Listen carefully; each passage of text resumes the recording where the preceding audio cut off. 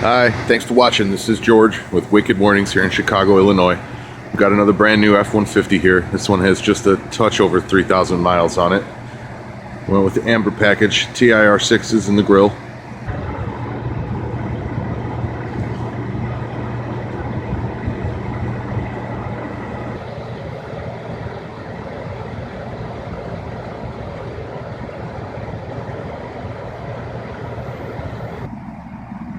In the rear, we chose to use hideaways in amber.